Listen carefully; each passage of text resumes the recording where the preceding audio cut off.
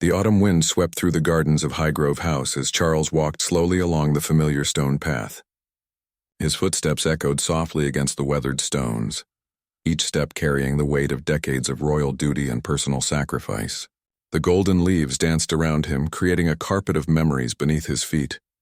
Kate appeared from around the corner of the rose garden, her auburn hair catching the late afternoon sunlight. She had been visiting more frequently lately, especially since William had been away on his extended military training. The loneliness in her eyes mirrored something Charles recognized deeply within himself. "Your Highness," she said softly, offering a gentle curtsy that seemed almost unnecessary, given their growing familiarity over the years. "Please." "Kate," Charles replied with a warm smile that reached his tired eyes. "We've moved beyond such formalities, haven't we? Especially here, in this peaceful corner of the world."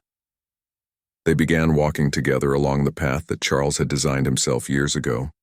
The garden represented everything he loved about tradition, nature, and the simple beauty that existed beyond the palace walls. Kate had always appreciated this side of him, the man who found solace in soil and seasons rather than ceremonies and state dinners. "I've been thinking about what you said last week," Kate began hesitantly, "about finding strength in unexpected places." Charles nodded, remembering their conversation about the challenges of royal life. He had shared with her some of his own struggles with duty versus personal happiness, something he rarely discussed with anyone. Kate had listened without judgment, offering insights that surprised him with their wisdom and depth. "The roses are blooming beautifully this year," she observed, stopping beside a particularly vibrant bush of deep red blooms. "They require patience," Charles said, his voice carrying deeper meaning. "Careful tending, the right conditions, and time. Sometimes they bloom when you least expect it, and sometimes they face harsh winters that test their very survival." Kate understood the metaphor immediately. Their relationship had grown like those roses, slowly and naturally, rooted in mutual respect and understanding rather than passion or convenience. She had found in Charles a father figure she had never really known, and he had discovered in her a daughter-in-law who truly understood the weight of the crown. As they continued their walk, Charles began sharing stories from his youth.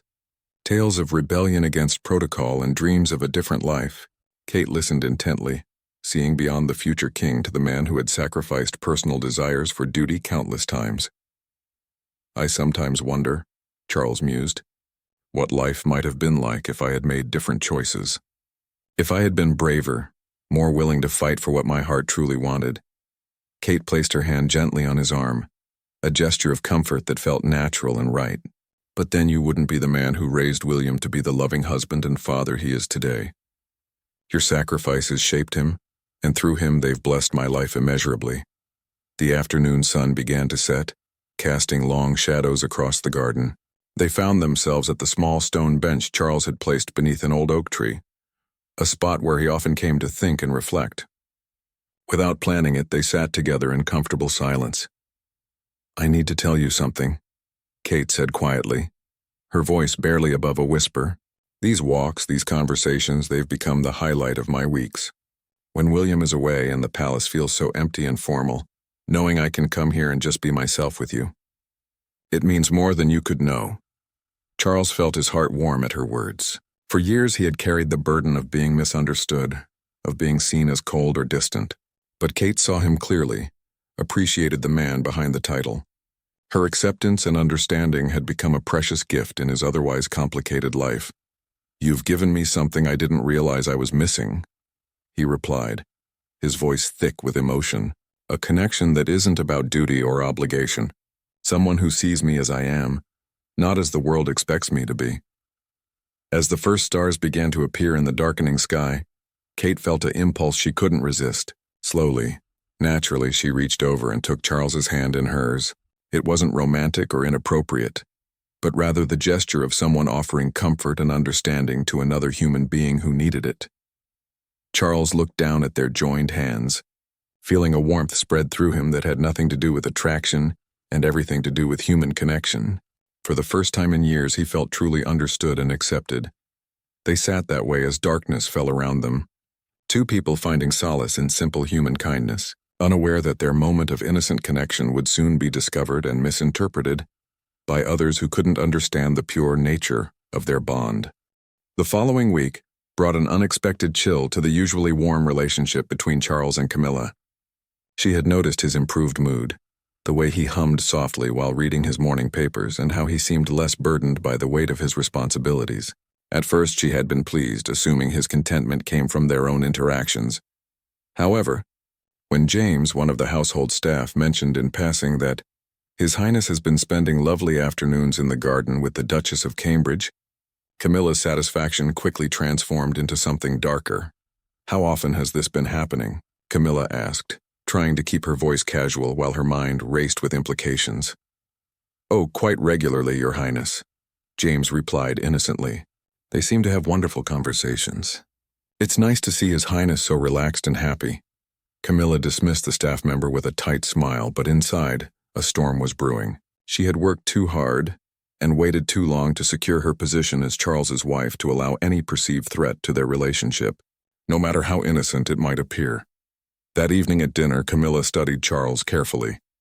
His eyes held a brightness she hadn't seen in years, and when he mentioned Kate's visit that afternoon, there was a warmth in his voice that made Camilla's stomach tighten with unease.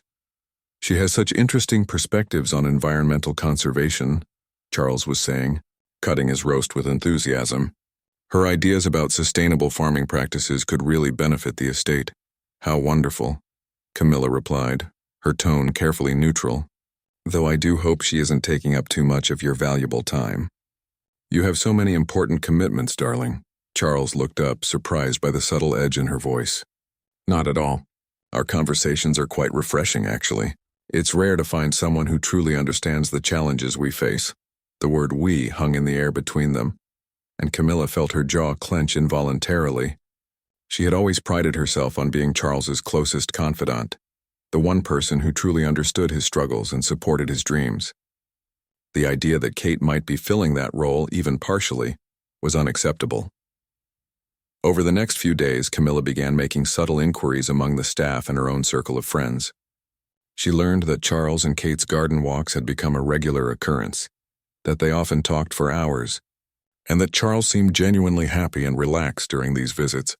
"They make quite a picture," Lady Pemberton mentioned during afternoon tea, unaware of the impact her words were having. "Like a father and daughter sharing precious moments. Charles has such a paternal warmth with her." But Camilla didn't see paternal warmth. She saw a threat to everything she had built with Charles. In her mind, any relationship that brought him that much joy and occupied that much of his time was competition for his affection and attention. She began orchestrating subtle interventions. When Kate would call to arrange a visit, Camilla would mention important meetings or events that required Charles's presence.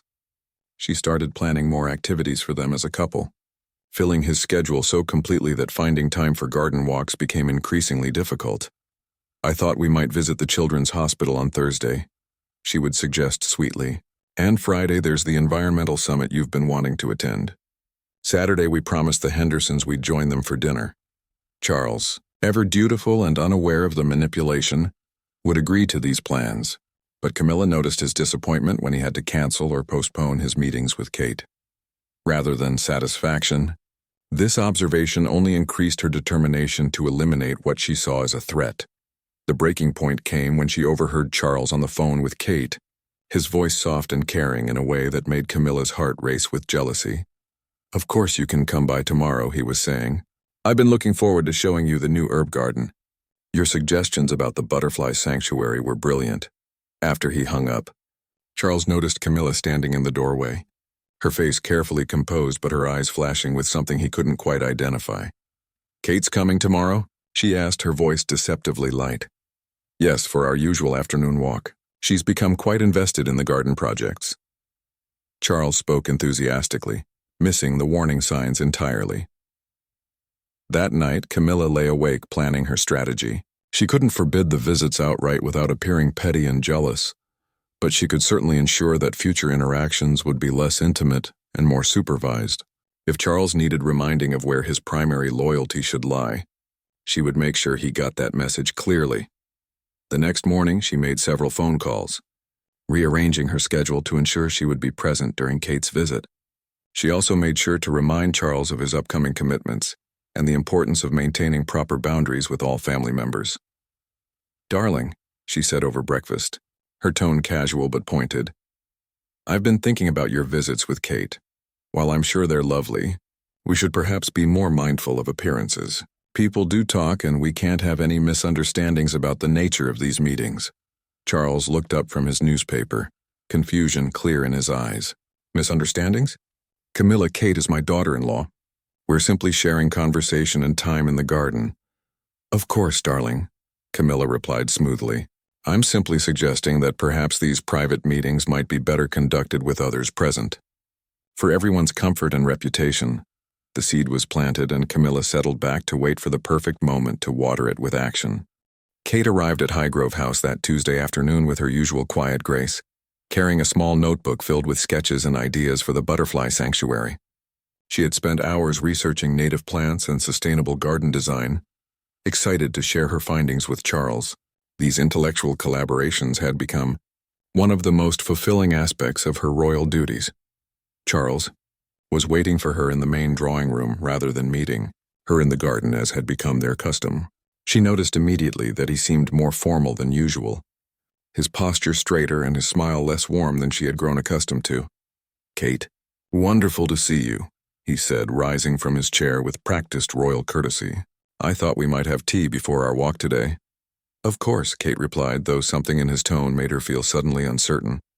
The easy familiarity they had developed over months of friendship seemed to have shifted overnight into something more distant and proper. As if summoned by an invisible signal, Camilla appeared in the doorway, resplendent in a navy blue dress that emphasized her position and authority.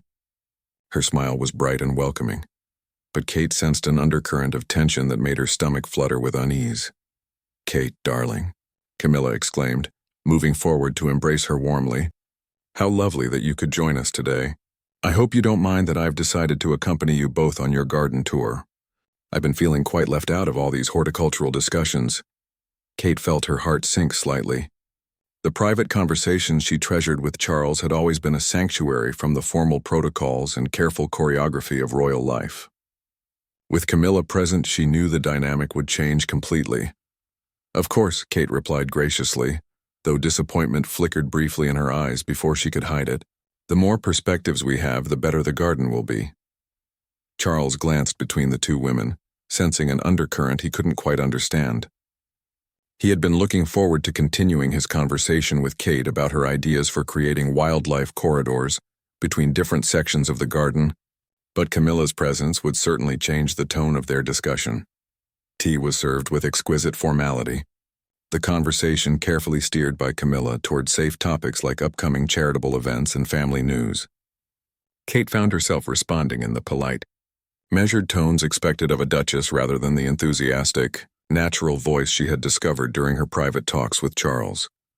"Charles tells me you have some fascinating ideas about butterfly habitats," Camilla said, her tone suggesting mild interest rather than genuine enthusiasm, "though I do worry about the practical aspects of such projects.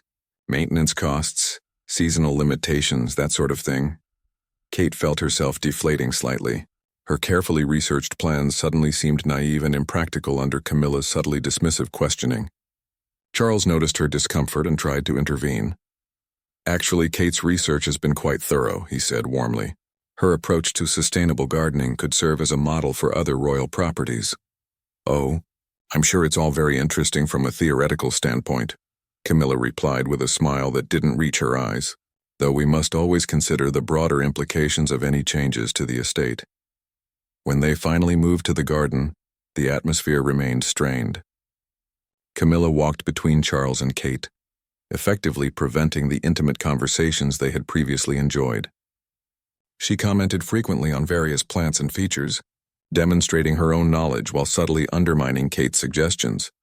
"That area might be too exposed for delicate butterfly plants," she would say, or, "I wonder if the existing ecosystem might be disturbed by such significant changes." Kate found herself growing quieter with each comment, her natural confidence eroding under the constant subtle corrections and concerns. Charles noticed her withdrawal but felt powerless to address it without creating obvious tension with his wife. They paused at the spot where Kate and Charles had shared their most meaningful conversation the week before. Kate looked at the stone bench where they had sat together, remembering the warmth of human connection and understanding she had felt in that moment. Now, with Camilla's watchful presence, that memory seemed almost inappropriate. "This is where Charles and I discussed the meditation garden," Kate said quietly, trying to recapture some of the enthusiasm she had felt for the project. "How lovely," Camilla replied, though her tone suggested anything but approval. "Though I do think we need to be careful about creating too many secluded areas. Transparency is so important in all aspects of royal life, don't you think?" The message was clear, and Kate felt her cheeks flush slightly with embarrassment. She was being told in the most polite possible way that her private moments with Charles were inappropriate and would no longer be tolerated. Charles, finally understanding what was happening, felt a surge of irritation with his wife's behavior. Kate had done nothing wrong, and their friendship was based on mutual respect and shared interests. Camilla's possessiveness was not only unfair but damaging to what had become one of the most positive relationships in his life. "Kate's input has been invaluable," he said firmly, his voice carrying an edge of authority that surprised both women. "I hope we can continue to benefit from her expertise and enthusiasm." But the damage was done. Kate could see the writing on the wall clearly. Her special relationship with Charles, the one thing that had made her feel truly valued and understood within the royal family, was being systematically dismantled. She would be welcome at Highgrove, but only under supervision, only with careful boundaries, only in ways that posed no perceived threat to Camilla's position. As they returned to the house, Kate walked slightly behind the couple, feeling more isolated than she had since her early days as William's girlfriend. The sanctuary she had found in Charles's friendship was being closed to her, and she wasn't sure how to cope with that loss. "Thank you for a lovely afternoon," she said as they reached the front entrance, her voice perfectly polite but lacking the warmth it had held at the beginning of the visit. "You must come again soon," Camilla replied sweetly, though both Kate and Charles understood that any future visits would be conducted under very different circumstances. As Kate drove away, Charles watched her car disappear down the drive with a heavy heart, realizing that something precious had been lost that afternoon, something that might never be recovered. The weeks following Kate's supervised visit passed with an uncomfortable tension that seemed to permeate every interaction at Highgrove House.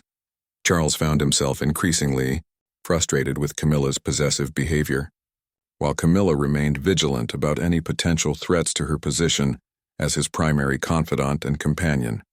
Kate, meanwhile, struggled with the loss of what had become her most meaningful relationship within the royal family.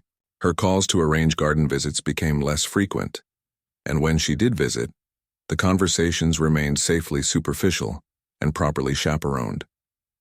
The easy warmth and genuine connection she had shared with Charles seemed like a distant memory. During one particularly lonely evening, as William remained away on extended military duties, Kate found herself walking through Kensington Palace's private gardens, thinking about the profound conversations she had shared with Charles. She missed the way he had listened to her ideas without judgment, the way he had shared his own struggles and dreams with such honesty and vulnerability. Charles, too, felt the loss deeply. His morning walks through the Highgrove Gardens lacked their previous joy, and he found himself pausing frequently at the stone bench where he and Kate had shared their most meaningful conversation. Camilla noticed his melancholy but attributed it to his general tendency toward brooding, rather than recognizing her own role in his sadness. The situation came to a head during a family gathering at Balmoral Castle. The entire royal family had assembled for a long weekend of traditional Scottish hospitality, complete with formal dinners and outdoor activities. Kate arrived with William, who had finally returned from his training, but Charles noticed immediately that she seemed subdued and distant. During the first evening's formal dinner, Kate sat several seats away from Charles, engaging in polite conversation with other family members but avoiding his gaze. When she did speak to him, her tone was respectfully formal, lacking any trace of the warmth and familiarity they had previously shared. "The gardens at Highgrove must be beautiful this time of year," she mentioned during a lull in conversation, her voice carefully neutral. "Yes, quite lovely," Charles replied, his own tone matching hers in its careful politeness. "The roses are particularly magnificent." Camilla, seated beside Charles, smiled approvingly at the appropriately distant exchange. This was exactly how she believed Kate should interact with her husband, with proper respect for boundaries and hierarchy. But later that evening, as the family gathered in the drawing room for after-dinner conversation, Charles found himself studying Kate's face. He noticed the sadness in her eyes, the way she seemed to have withdrawn into herself, and he realized with a pang of guilt that his acquiescence to Camilla's demands had cost Kate something important. The next morning brought the traditional family walk across the Scottish moors, a beloved Balmoral tradition that typically brought out everyone's more relaxed and natural personalities. As they set out across the heather-covered hills, the family naturally spread out into smaller groups, with conversations flowing more freely than they had during formal dinner. Kate found herself walking with some of the younger family members, her laughter genuine for the first time since arriving. Charles, observing from a distance, was reminded of why he had been drawn to her friendship in the first place. She had a natural warmth and intelligence that shone through when she felt comfortable and accepted. As they paused at a scenic overlook, the group began to rearrange itself naturally. Kate, admiring the view of the loch below, found herself standing near Charles for the first time since her last visit to Highgrove. For a moment, the formal barriers between them seemed to dissolve in the face of the magnificent Scottish landscape. "It's breathtaking," Kate said softly, her voice carrying the same genuine appreciation he remembered from their garden conversations. "Indeed it is," Charles replied, but he was looking at her rather than the view, remembering what it had felt like to have a friend who truly understood him. They stood in comfortable silence for a moment, both remembering better times, both feeling the weight of what had been lost. Then, without thinking, without considering the implications or who might be watching, Charles reached out and gently took Kate's hand in his. It was the same gesture of connection and understanding they had shared in the garden, the simple human touch that acknowledged their friendship and mutual respect. For Kate, it was like coming home after a long, lonely journey. For Charles, it was a moment of rebellion against the restrictions that had been placed on one of his most valued relationships. They stood that way for perhaps 30 seconds, both feeling the warmth of genuine human connection, both forgetting for a moment about protocol and politics and the careful choreography of royal life. Kate felt tears prick at her eyes as she realized how much she had missed this simple acceptance and understanding. Charles squeezed her hand gently, a silent apology for the distance that had been forced between them, a promise that their friendship still mattered to him despite the complications that surrounded it. But they had forgotten about Camilla, who had been walking slightly behind them with some of the other family members. When she looked up and saw Charles holding Kate's hand against the backdrop of the Scottish countryside, her carefully maintained composure finally cracked. The sight of her husband sharing that intimate moment of connection with another woman, even in the context of innocent friendship, triggered every insecurity and fear she had been harboring. In that instant, all her careful political maneuvering gave way to raw, primitive jealousy. "Charles," Camilla called out sharply, her voice cutting through the peaceful morning air like a blade. "Charles, we need to rejoin the others immediately." Both Charles and Kate startled at the harsh tone, their hands breaking apart as if they had been burned. Kate's face flushed with embarrassment, while Charles felt a surge of anger at his wife's public display of possessiveness. The other family members, sensing sudden tension, looked up from their own conversations to see what had caused Camilla's outburst. The moment that had been so precious and healing for both Charles and Kate was now exposed and tainted by Camilla's jealous reaction. "Of course," Charles replied stiffly, his jaw clenched with suppressed frustration. Kate stepped back quickly, the joy and connection she had felt moments before replaced by shame and humiliation. She could feel the eyes of the other family members on her, could sense their confusion and speculation about what they had witnessed. As they rejoined the larger group, Camilla positioned herself firmly between Charles and Kate, making it clear that no further private moments would be tolerated.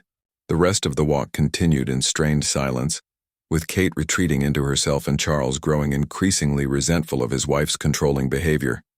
The damage, however, was already done. What should have been a healing moment between friends had become a public spectacle, and Kate knew that her relationship with Charles would never recover from this exposure. The journey back to Balmoral Castle passed in tense silence, with Kate walking several paces behind the rest of the family group. She felt as though every step was being scrutinized, every glance analyzed for hidden meaning. The simple moment of connection she had shared with Charles now felt like a terrible mistake, that had exposed them both to unwanted attention and speculation. William, who had been walking ahead with some cousins, noticed his wife's distress when he turned to wait for her to catch up. Her usual confident stride had been replaced by hesitant, careful steps, and her face was pale with what he recognized as deep embarrassment. "Everything all right?" he asked quietly, falling into step beside her as they approached the castle. Kate forced a smile that didn't reach her eyes. "Of course, just tired from the walk." But William knew his wife well enough to recognize when something was troubling her.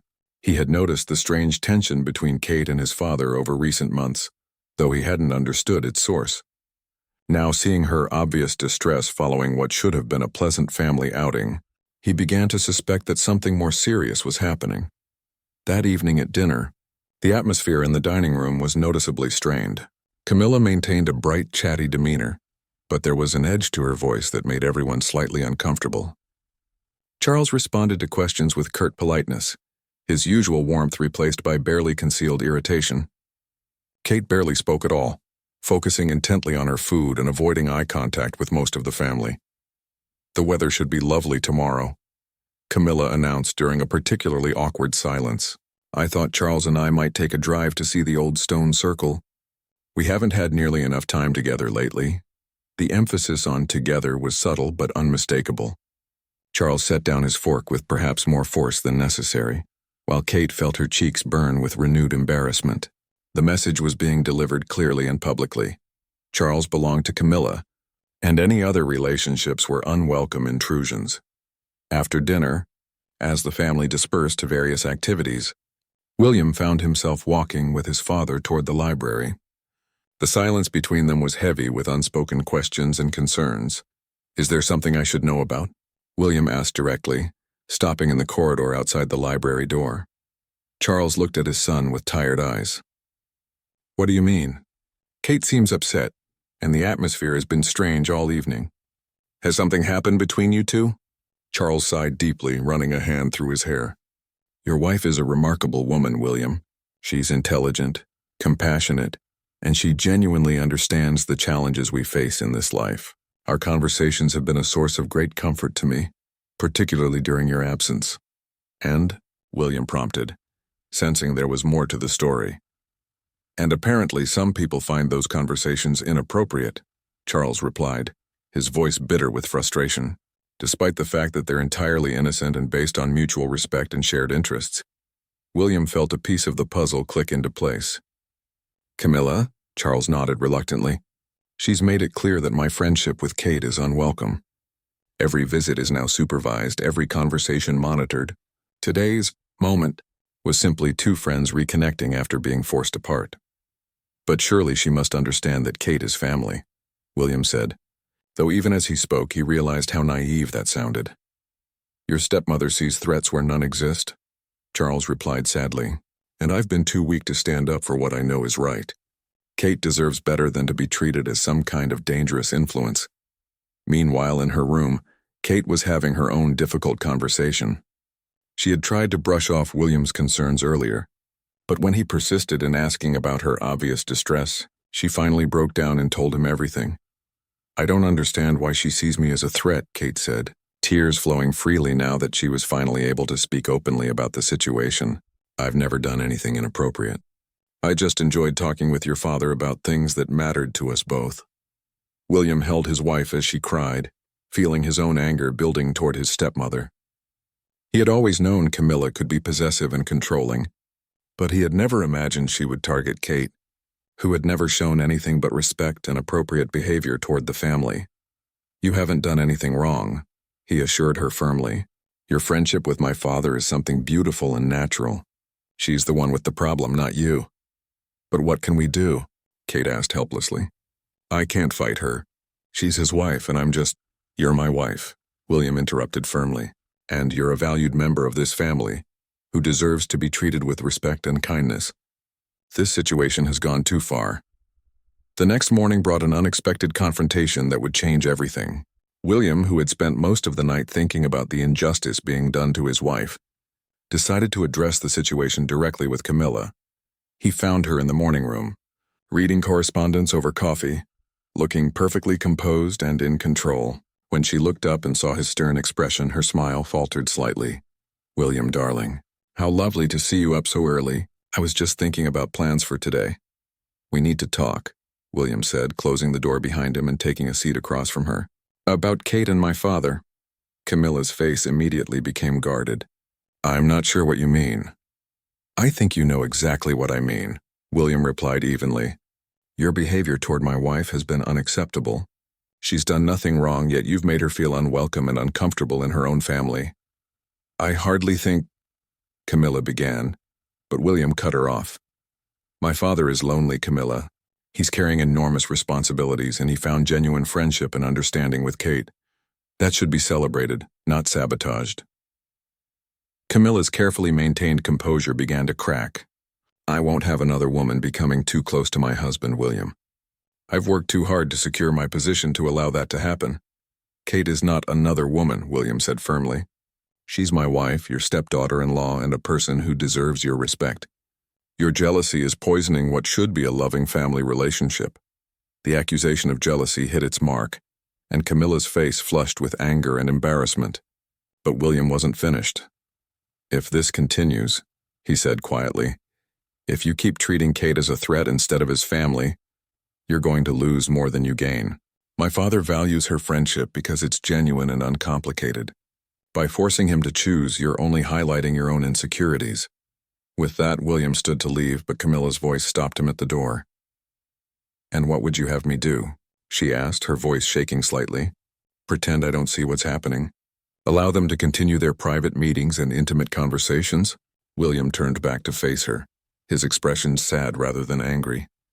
"I would have you trust your husband and welcome his happiness, even when it doesn't revolve entirely around you. Kate has never been a threat to your marriage, Camilla, but your jealousy might be." The confrontation between William and Camilla created ripples throughout the remaining days at Balmoral. Camilla retreated into herself, oscillating between defensive anger and moments of uncomfortable self-reflection. She had always prided herself on being pragmatic and strategic in her approach to royal life.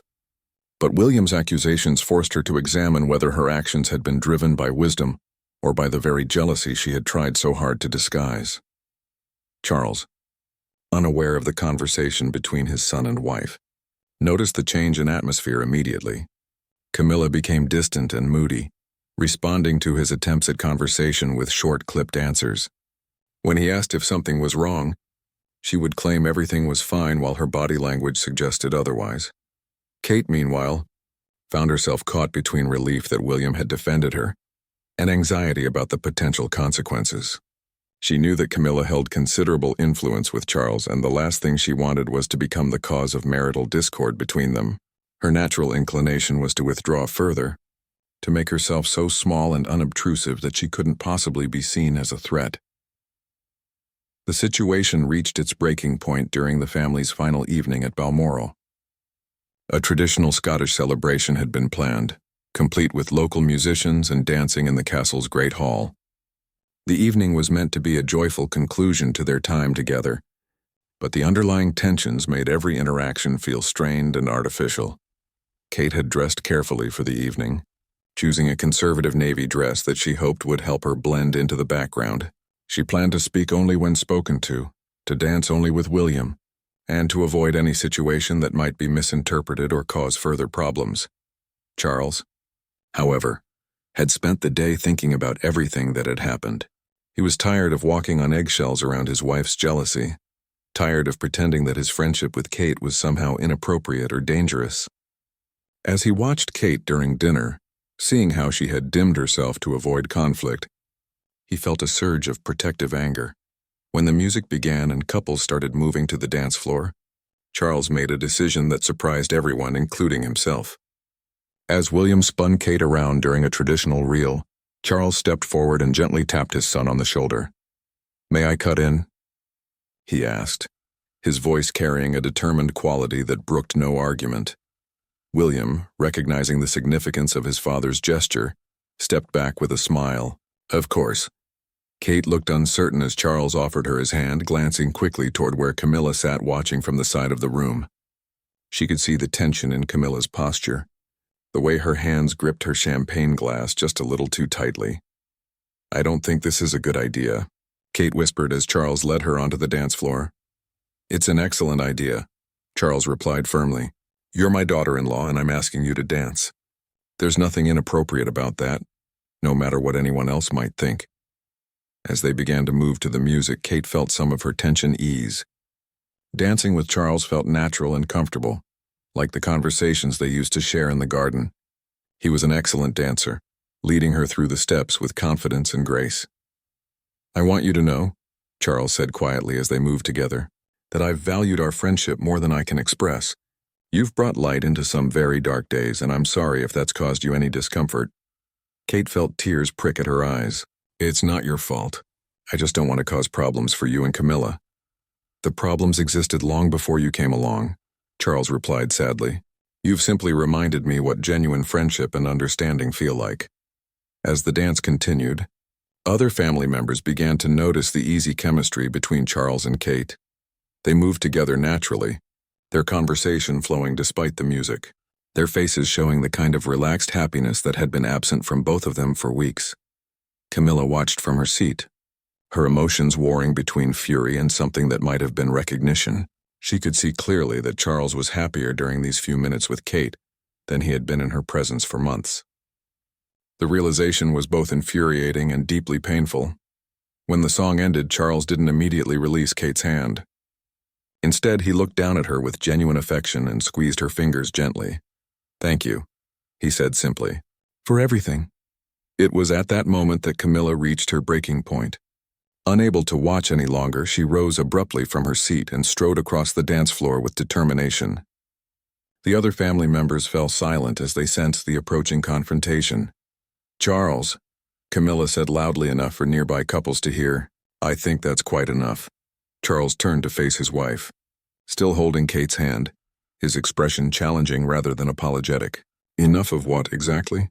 "Enough of this charade," Camilla replied, her voice shaking with barely controlled emotion. "Everyone can see what's happening here, and it needs to stop immediately." The music had stopped completely now, and the entire room was watching the unfolding drama. Kate tried to pull her hand away from Charles's, but he held on firmly, unwilling to let Camilla's jealousy dictate his behavior any longer. "What exactly is it that you think you see?" Charles asked, his voice dangerously quiet. "I see my husband making a fool of himself with a woman young enough to be his daughter," Camilla snapped, her careful composure finally cracking completely.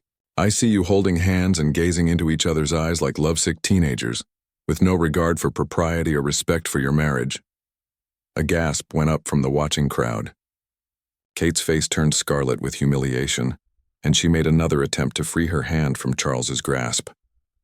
"Let go," she whispered urgently. "Please, just let go." But Charles, his anger finally boiling over, tightened his grip instead. "No," he said firmly, his voice carrying clearly across the now silent room.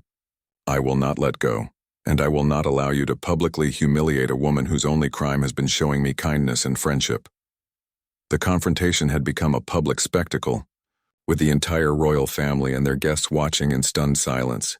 Kate felt trapped between her loyalty to Charles and her desire to avoid causing further damage to his marriage. "Charles, please," she pleaded quietly. "You're making this worse." But Camilla wasn't finished. "Let go of her hand this instant," she commanded, her voice reaching a pitch that echoed throughout the great hall. "Let go of her hand and remember who you're married to." The moment hung suspended in time, with Charles's hand still clasping Kate's, Camilla's face flushed with fury and humiliation, and dozens of witnesses watching the royal family tear itself apart over what had begun as an innocent friendship. Charles looked around the room, seeing the shocked faces, the whispered conversations beginning at the edges of the crowd, the way his personal life was becoming public entertainment. In that instant, he realized that his moment of defiance had achieved nothing except to make the situation infinitely worse for everyone involved, especially Kate. The silence in the great hall stretched endlessly, broken only by the soft sound of Kate's quiet sobbing. Charles looked down at her face, seeing the pain and humiliation his defiance had caused, and felt his resolve crumble. The woman he had been trying to protect was now suffering more than ever because of his stubborn refusal to back down.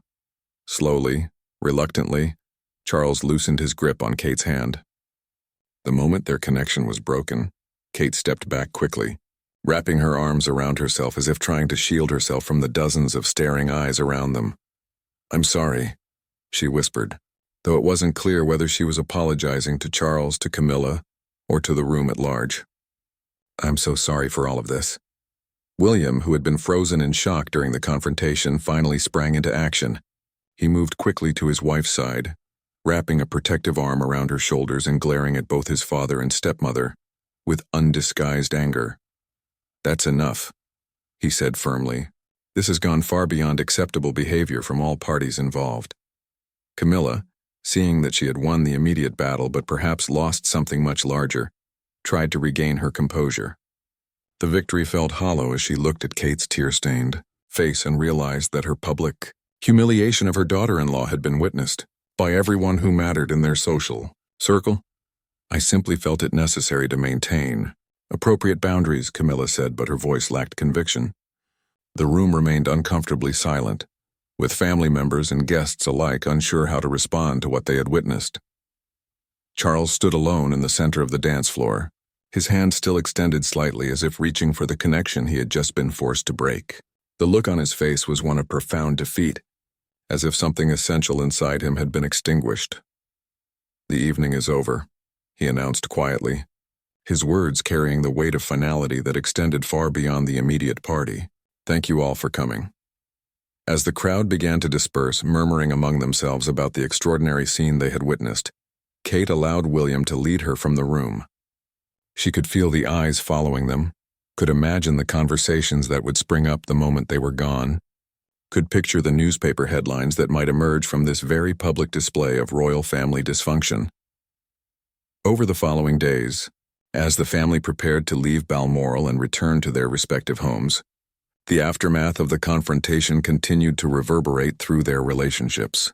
Charles and Camilla barely spoke to each other, communicating only when absolutely necessary and maintaining a facade of politeness that fooled no one. Kate retreated into herself completely, declining invitations to family events and avoiding any situation where she might encounter Charles. The guilt she felt over being the cause of marital discord between Charles and Camilla consumed her thoughts, even though William repeatedly assured her that she had done nothing wrong. "You were just being yourself," William told her during one of their many conversations about the situation. "You were kind and friendly and genuine, which are qualities that should be celebrated, not punished." But Kate couldn't shake the feeling that her presence had somehow corrupted something that should have remained pure. The simple friendship she had shared with Charles now felt tainted by implications and accusations that she had never intended or desired. Charles, meanwhile, struggled with his own feelings of guilt and regret. He had genuinely valued his friendship with Kate, had found in her conversation and companionship something that had been missing from his life for years. But his inability to protect that relationship from Camilla's jealousy, and his ultimate failure to stand up for Kate when she needed him most, left him feeling like a coward. The butterfly garden they had planned together remained unfinished, the sketches and plans sitting abandoned in his study like monuments to a friendship that could never be fully restored. Every time he walked through the grounds at Highgrove, he was reminded of the conversations they had shared and the easy companionship they had lost. Camilla, having achieved her goal of ending the close relationship between her husband and Kate, found that victory brought little satisfaction. The man she had married seemed diminished somehow, less vibrant and engaged than he had been during the months of his friendship with Kate. She had secured her position as his primary confidant, but at the cost of his happiness and respect. Months passed, and while the immediate crisis faded from public memory, the relationships within the family remained fundamentally altered. Kate continued to fulfill her royal duties with grace and professionalism, but the warmth and enthusiasm she had once brought to family gatherings was noticeably absent. Charles aged visibly during this period, the weight of compromise and regret adding years to his appearance. He performed his royal obligations with his usual dedication, but those close to him noticed that something essential had gone out of him, some spark of joy and possibility that had been extinguished in that moment when he let go of Kate's hand. The garden at Highgrove eventually was completed, but according to traditional plans rather than the innovative design Kate had proposed. It was beautiful and proper and entirely conventional, lacking any trace of the creative vision and collaborative spirit that had made the original project so meaningful. William and Kate's marriage survived the ordeal, perhaps even grew stronger as they supported each other through the aftermath of the confrontation. But Kate never again felt completely comfortable within the royal family, always aware that her natural warmth and friendliness could be misinterpreted as something more dangerous. Years later, when asked about this period in their lives, none of the participants would speak openly about what had happened. The official family histories would make no mention of the friendship that had bloomed and died in the gardens of Highgrove House, or of the evening when jealousy and insecurity tore apart something beautiful and innocent.